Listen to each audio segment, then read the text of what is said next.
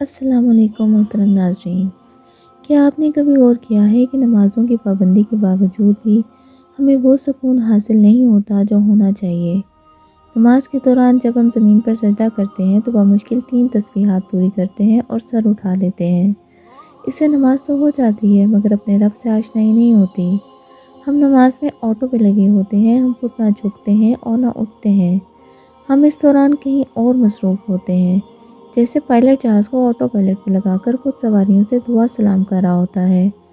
یعنی ہم رکوع کو رکوع سمجھ کر، سجدے کو سجدہ سمجھ کر ادا نہیں کرتے اور قیام کو واقعی رب العالمین کے سامنے فرمانبرداری سمجھ کر کھڑے نہیں ہوتے، بلکہ ہماری کیفیت ٹھیک اس کھلونے کی طرح ہوتی ہے جس میں سیل ڈال دیے گئے ہوں اور بٹن آن کر دیا گیا ہو تو وہ خود بخود اوپر نیچے دائیں بائیں لڑکتا پھرتا ہے۔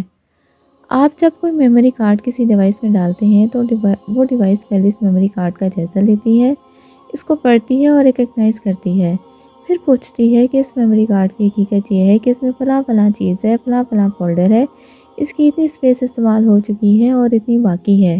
پھر وہ آپ کو بتاتی ہے کہ سرکار، آپ جو مواد اس پر کاپی کرنا چاہتے ہیں وہ کاپی نہیں ہو سکتا کیونکہ اس کارڈ میں جگہ کم ہے جبکہ مواد کا حجم زیادہ ہے۔ آپ کچھ مواد ڈیلیٹ کر کے مناسب جگہ بنائیں۔ ہم جب سجدہ کرتے ہیں تو زمین اس مادے کو ریڈ کرتی ہے اور ریکگنائز کرتی ہے۔ اس پروسیس میں کچھ دیر لگتی ہے۔ زمین سادہ ہو تو جبین کو پہچاننے میں تھوڑا وقت لگتا ہے، جبکہ مسلح اور قالین جتنا موٹا ہو جبین کو زمین سے رابطہ کرنے میں ویسے ہی زیادہ دیر ہوتی ہے۔ ہم زمین کے ماتھا ریڈ کرنے سے پہلے ہی سر اٹھا لیتے ہیں، یوں جیسے جاتے ہیں ویسے ہی آ جاتے ہیں، نہ کچھ ڈیلیٹ ہوتا ہے اور نہ ہی کچھ کاپی پیسٹ ہوتا ہے۔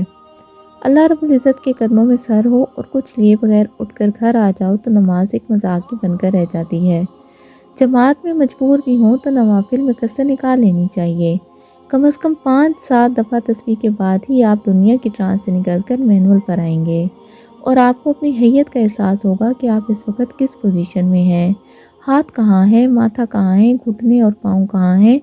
جو چیز آپ کو یاد آتی جائے گی سمجھنے وہ چیز آپ کو حقیقت میں ریکگنائز ہو رہی ہے۔ اس کے بعد اب تسبیح کو الفاظ کی بجائے منہ بند کر کے سوچ کی زبان میں کہیں، جتنی دیر بھی مزہ آتا رہے۔ جب اکتاہٹ محسوس ہو تو بیٹھ جائیں اور 2 سجدوں کے درمیان اپنی دعا اپنی زبان میں یاد کر رکھیں، اس کو پڑھیں۔ اے اللہ، مجھے معاف کر دے اور مجھ پر رحم فرما اور مجھے ہدایت دے دے اور مجھے عافیت عطا فرما اور مجھے رزق عطا فرما اور میرے دکھوں پر مرہم پٹی کر دے۔ رزق کا مفہوم ذہن میں رکھیں، اس میں گندم اور چاول ہی نہیں بلکہ مال، اولاد، صحت، بصارت، سماعت اور خوشیاں سب رزق کہلاتی ہیں۔ اب آپ دوسرے سجدے کے لیے پک چکے ہیں۔ پہلے سجدے میں اسپیس بنی تھی، دوسرے سجدے میں اس دعا کو پیسٹ کر دیں۔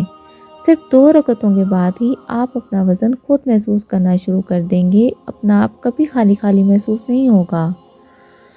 اور اب آپ کو اگلی نماز کا انتظار رہے گا کیونکہ نماز میں ثواب کے ساتھ سواد بھی آیا ہے اور یہی سواد لذت آشنائی کہلاتا ہے۔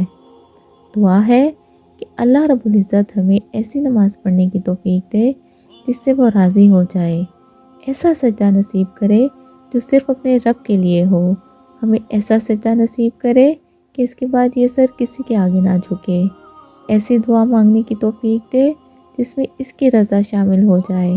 اللہ ہمیں ایسے رزق حلال کمانے کی توفیق عطا کرے جس میں برکت شامل ہو۔ آمین ثم آمین۔ اگر آپ کو میری ویڈیو پسند آئی ہو تو میرے چینل کو سبسکرائب کر لیں۔